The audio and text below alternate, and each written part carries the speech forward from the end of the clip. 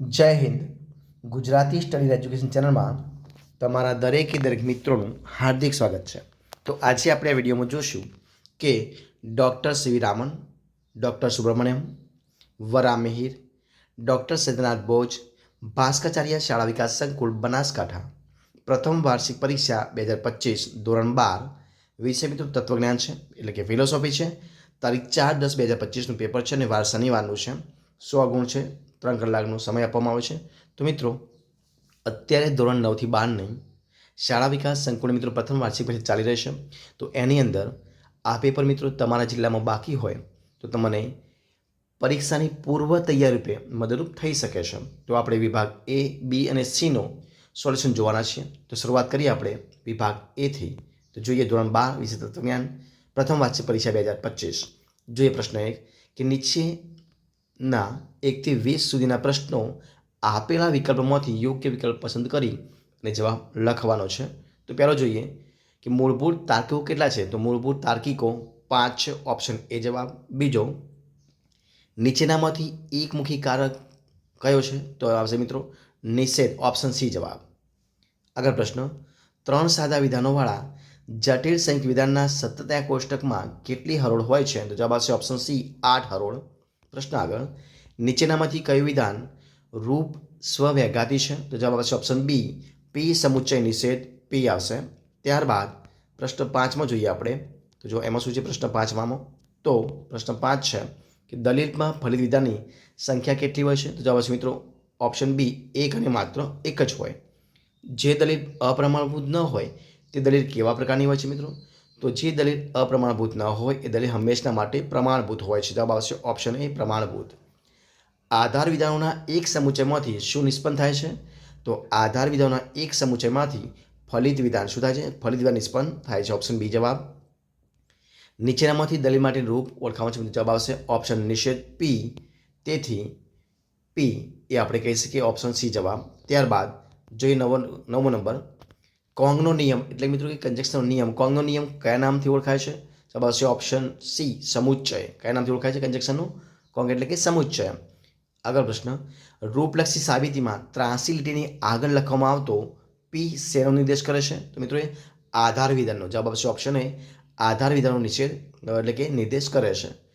આગળ પ્રશ્ન, પી શરતી ક્યુ અને નિષેધ પી તેથી નિષેધ ક્યુ તેથી નિષેધ પી આ કયા નિયમનું રૂપ છે. તો મિત્રો એ જવાબ આવશે ઓપ્શન સી એમટીનો નિયમ છે મિત્રો. ત્યારબાદ આગળ પ્રશ્ન, વિધિવાચક દ્વિઘાનુમાનના રૂપમાં સત્યતા કોષ્ટકની કેટલી હરોળ હોય છે. જવાબ આવશે ઓપ્શન સી 16 હરોળ હોય છે. કેટલી હોય છે? 16.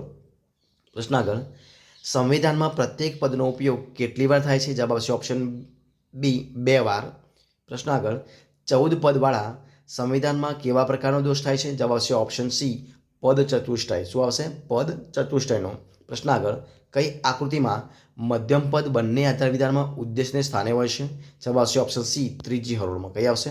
એટલે કે ત્રીજી આકૃતિમાં. આગળ જે પ્રશ્ન નંબર 16મા નંબરનો, સંવિધાનમાં એટલે કે સંવિધાનના ફલિત વિધાનના વિધેય પદને શું કહેવામાં આવે. તો સંવિધાનના ફલિત વિધાનના વિધેય પદને સાધ્ય પદ. શું કહેવાય મિત્રો? સાધ્ય પદ. એટલે ઓપ્શન એ જવાબ આવશે. જે એસ મિલે પ્રાયોગિક અને અન્વેષણની કેટલીક રીતિઓ આપેલી છે. તો જે એસ મિલે પ્રાયોગિક અને અન્વેષણની 5 રીતિઓ. કેટલી? 5 રીતિઓ. જવાબ આવશે ઓપ્શન એ 5 રીતિઓ આપેલી છે. પ્રશ્ન આપણે આગળ જોઈએ, કેટલાક પરથી સર્વ પર જવાનું બૌદ્ધિક સાહસ શેમાં હોય છે. તો એ વ્યાપ્તિકરણમાં. ઓપ્શન એ જવાબ. શેમાં હોય છે? વ્યાપ્તિકરણ. આગળ, કઈ વ્યાપ્તિ કાર્યકારણ સંબંધ આપે છે. તો વૈજ્ઞાનિક વ્યાપ્તિ. કઈ આવશે? ઓપ્શન એ જવાબ. વૈજ્ઞાનિક વ્યાપ્તિ એ કાર્યકારણ સંબંધ આપે છે. ત્યારબાદ, સરખા સંયોગો હાજર હોય તો સરખું જ પરિણામ આવે. આ વાક્ય શું સૂચવે છે. તો એ પ્રકૃતિની એકરૂપતા સૂચવે છે. શું સૂચવે છે? પ્રકૃતિની એકરૂપતા સૂચવે છે. હવે મિત્રો જોઈએ આપણે વિભાગ બીનો જોઈએ. આપણે જોઈએ શું જોઈએ? વિભાગ બી જોઈએ. તો એની અંદર શું છે વિભાગ બીમાં? તો 1-2 શબ્દોમાં ઉત્તર આપવાના છે. પ્રત્યેકનો 1 ગુણ છે. ટોટલ 10 પ્રશ્નો 10 ગુણ છે. તો અર્વાચીન તર્કશાસ્ત્ર અન્ય કયા નામે ઓળખાય છે. તો મિત્રો અર્વાચીન તર્કશાસ્ત્ર પ્રાતિક તર્કશાસ્ત્ર અથવા તો પ્રતિકાત્મક તર્કશાસ્ત્ર નામે ઓળખાય છે. બીજો પ્રશ્ન, તાર્કિક કારકો અન્ય કયા નામે ઓળખાય છે? તો તાર્કિક કારકો મિત્રો તાર્કિક સંયોગીઓ શાના નામથી? તાર્કિક સંયોગી નામથી ઓળખવામાં આવે છે. દલીલના પ્રામાણ્યનો નિર્ણય શેના પર આધારિત છે? તો એના રૂપ પર મિત્ર. શેના પર આધારિત છે? દલીલના પ્રામાણ્યનો નિર્ણય એના રૂપ પર આધારિત હોય છે.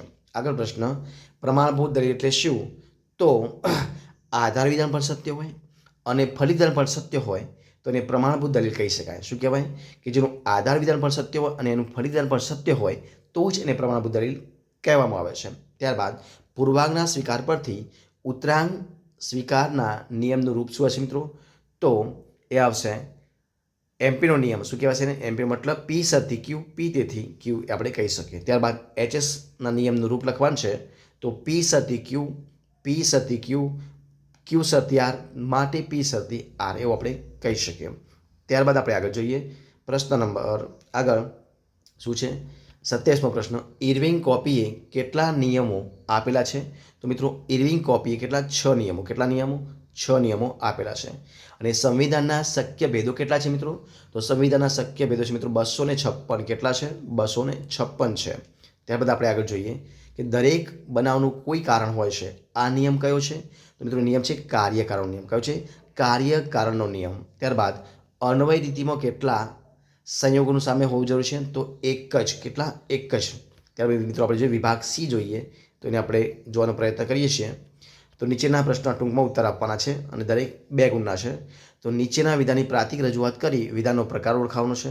જો કૌંસમાં ખેલ મહાકુંભ યોજાશે નહીં કૌંસ પૂરો તો બીજા કૌંસમાં રજા પડશે નહીં. તો જવાબ શું આવશે મિત્રો? એને તો નિષેધ પી શરતી નિષેધ ક્યુ એટલે કે જટિલ શરતી વિધાન કહી શકાય. ત્યારબાદ આગળ સમુચ્ચયનું સત્યતા કોષ્ટક મિત્રો રચવાનું છે. તો 2 વિધાનો પી અને ક્યુ તથા તેમનો સમુચ્ચય કોષ્ટક મિત્રો આ પ્રમાણે થશે.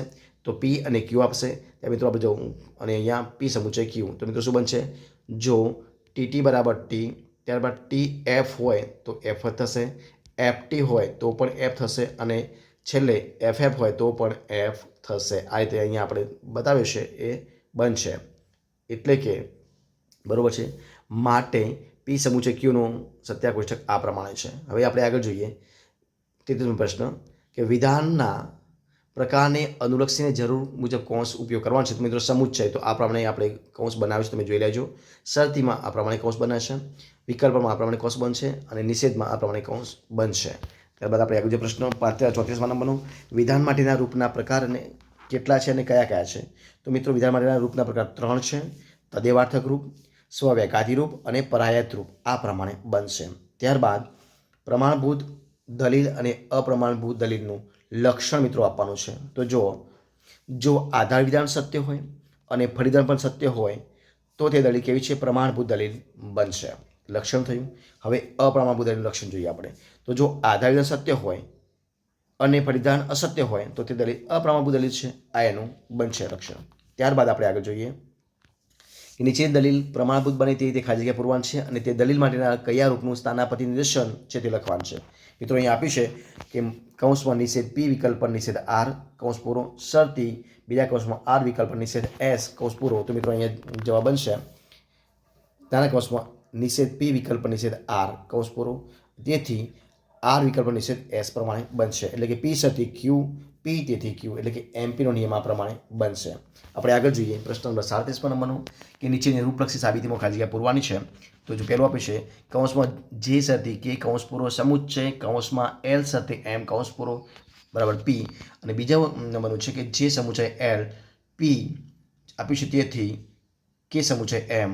તો જે કે મિત્રો પહેલાનું સિમ્પ્લિફિકેશન કરેલું છે, જે એટલે બીજાનું સિમ્પ કરેલું છે, કે તો 3 4નો એમપીનો નિયમ લગાવ્યો છે અને છઠ્ઠું એલએમ એટલે કે પહેલાનું સિમ્પ કર્યું છે, એલ એટલે બીજાનું સિમ્પ કર્યું છે અને એમ જે આપ્યો છે એટલે કે 6 7નો એમપી લગાવ્યો છે અને છેલ્લે 9મા નંબરનું કી સમુચ્ચય બી. તો મિત્રો અહીંયા કી અને જે બી છે બરાબર છે એટલે અહીંયા મિત્રો ખરેખર બી ન હોય પરંતુ એમ આવે બરાબર છે. તો એ જે એમ છે એ શું આવશે કે એમ આ પ્રમાણે થશે. તો 5 ને 8નું શું થશે? અહીંયા શું આવશે? તો એ 5 ને 8નું કંજક્શન કહી શકાય બરાબર છે. તો અહીંયા એમ આવશે કે એન એમ આ પ્રમાણે થશે. હવે આપણે આગળ જોઈએ કે નીચેલી રૂપરેખા સાબિતીમાં ખાલી જગ્યા પૂરવાની છે. તો અહીંયા આપણે જોઈએ કે નંબર ચોથામાં છે નિષેધ બી, તો 3નું સિમ્પ કર્યું છે. 5મામાં નિષેધ એ, તો 1 4નો એમટી લગાવ્યો છે. 6માં નિષેધ ડી, તો 3નું સિમ્પ કર્યું છે, એટલે કે સિમ્પ્લિફિકેશન. 7નો નિષેધ સી, એટલે કે 2 અને 6નો એમટી કર્યો છે. અને 8માં નિષેધ એ સમુચ્ચય નિષેધ સી, તો 5 અને 7નું કન્જક્શન કર્યું છે. અને 9મા નંબરનું કૌંસમાં નિષેધ એ સમુચ્ચય નિષેધ સી, કૌંસ પૂર્વ વિકલ્પન બી, તો 8નું એડિશન કર્યું છે, એટલે કે એડનો નિયમ લગાવ્યો છે. ત્યારે મિત્રો અહીંયા આપણે તમારી સમક્ષ બીજા પ્રશ્નો મૂકીએ છીએ, તમે ફટાફટ જોઈ લેજો. તો ડીએસના નિયમનું રૂપ, કથન અને રૂપ લખવાનું છે. ત્યારબાદ નીચેના સંવિધાનની આકૃતિ અને ભેદ જણાવવાનું હતું કે સર્વ દેશ સેવકો પરોપકારી છે, ગાંધીજી દેશ સેવક છે માટે ગાંધીજી પરોપકારી છે, આ તમારે જણાવવાનું હતું. 41મો પ્રશ્ન, નીચેના સંવિધાનની આકૃતિ અને ભેદ જણાવવાનું છે કે સર્વ ગરીબ વ્યક્તિઓ દયાપાત્ર છે, સર્વ ભિખારીઓ ગરીબ છે, તેથી સર્વ ભિખારીઓ દયાપાત્ર છે. ત્યારબાદ નિરુપાધિક વિધાનના પ્રકારો અને તેને માટેના ગુજરાતી પ્રતીકો લખવાના હતા. 43મો પ્રશ્ન, નીચેની રજૂઆત કઈ વ્યાપ્તિ રીતેની છે તે ઓળખવાનું છે. બરાબર, અહીં તમારી સમક્ષ મૂકેલા છે કે એ બી સી બરાબર છે અને એ બી સી નાના, તો બી એ બીનું અગાઉથી જાણવા મળેલું કારણ છે, સી એ સીનું અગાઉથી જાણવા મળેલું કારણ છે, તેથી એ અને એનું કારણ છે અને એ એનું પરિણામ છે એવું આપણે કહી શકીએ. બરાબર છે.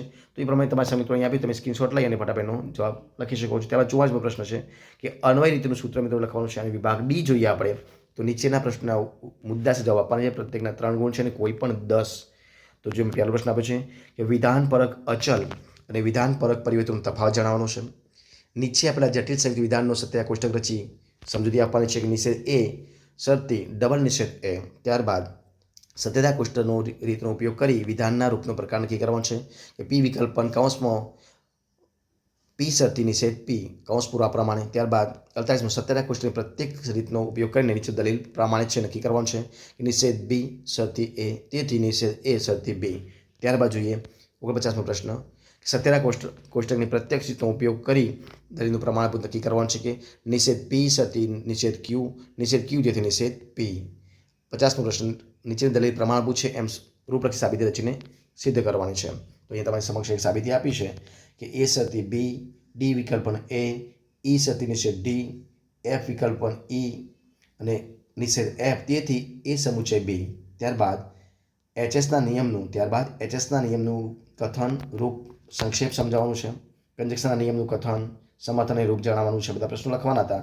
ત્યારબાદ આગળ છે કે સંવિધાનની આકૃતિ અને ભેદ દર્શાવી સંવિધાનના નિયમોને આધારે તેમના પ્રામાણિક તપાસ કરવાની છે કે હરેશ સુરેશનો મિત્ર છે, મુકેશ હરેશનો મિત્ર છે, તેથી મુકેશ સુરેશનો મિત્ર છે. 54મો પ્રશ્ન કે સંવિધાનની આકૃતિ અને ભેદ દર્શાવી સંવિધાનના નિયમોના આધારે તેમના પ્રામાણિક તપાસ કરવાની છે કે સર્વ ઘોંઘાટ બહેરા કરે છે, સર્વ મોબાઈલ બહેરા કરે છે અને સર્વ મોબાઈલ ઘોંઘાટ કરે છે. ત્યારબાદ સંવિધાનની આકૃતિ અને ભેદ દર્શાવી સંવિધાનના નિયમોના આધારે તેમના પ્રામાણિક તપાસ કરવાની છે. મિત્રો તમારી સમક્ષ મેં પેજ રાખ્યું, તમે વિડીયો પોઝ કરીને સ્ક્રીનશોટ લઈ શકો છો. ત્યારબાદ વ્યાપ્તિકરણની જે પ્રક્રિયા છે એના તાત્વિક આધારો સમજાવવાના હતા. અનિવાર્ય શરત અને પર્યાપ્ત શરત અંગેની સમીક્ષા રજૂઆત કરવાની હતી. વૈજ્ઞાનિક દ્રષ્ટિએ કારણનો અર્થ સ્પષ્ટ કરવાનો હતો. ત્યારબાદ વિભાગ ઈ જોઈએ આપણે પ્રત્યેકના 5 ગુણ છે, કોઈ પણ 4 લખવાનો છે કે સમુચ્ચયનું તાર્કિક સ્વરૂપ સત્યતા કોષ્ટકની મદદથી સ્પષ્ટ કરો અને સમુચ્ચયનું લક્ષણ આપવાનું હતું. નિષેધનું તાર્કિક સ્વરૂપ સમજાવી નિષેધનું લક્ષણ આપવાનું હતું. તો નીચેની દલીલ આપેલ દલીલ પ્રાતિક રજૂઆત કરો અને સત્યતા કોષ્ટકનો પ્રત્યક્ષ રીતનો ઉપયોગ કરી તેનું પ્રમાણે નક્કી કરવાનું છે. જો વિરાટ કોહલી સદી કરશે તો ભારત જીતશે, ભારત જીતશે નહીં, તેથી વિરાટ કોહલી સદી કરશે નહીં. ત્યારબાદ વૈકલ્પિક સંવિધાનના લગતા નિયમ ડીએસના રૂપના સત્યતા કોષ્ટકને પ્રામાણિક સમજૂતી આપવાની હતી. અવશેષ રીતિનું સૂત્ર દ્રષ્ટાંત પ્રાતિક રજૂઆત કરવાની હતી અને વ્યતિરેક રીતિનું સૂત્ર દ્રષ્ટાંત પ્રાતિક રજૂઆત કરવાની હતી. તો મિત્રો આ પ્રમાણે તમારી સમક્ષ મિત્રો મેં પેપર મૂક્યું છે એનું સંપૂર્ણ આપણે સોલ્યુશન જોઈએ છે. તો જો તમે વિડીયો ગમ્યો હોય, પસંદ આવ્યો હોય, યુઝફુલ લાગ્યો હોય તમને, તો એને લાઇક કરો, કોમેન્ટ કરો, તમારા મિત્રોને વિડીયો શેર કરો અને છેલ્લે ચેનલમાં નવા હોય, ચેનલ સબસ્ક્રાઈબ ન કરી હોય તો ગુજરાતી સ્ટડી એન્ડ એજ્યુકેશન ચેનલને સબસ્ક્રાઈબ કરવા માટે વિનંતી છે. આપણે ફરીથી મળીશું એક નવા વિડીયો સાથે, નવા ટોપિક સાથે. ત્યાં સુધી બની રહેજો. જય હિન્દ, જય ભારત, જય જય ગરવી ગુજરાત.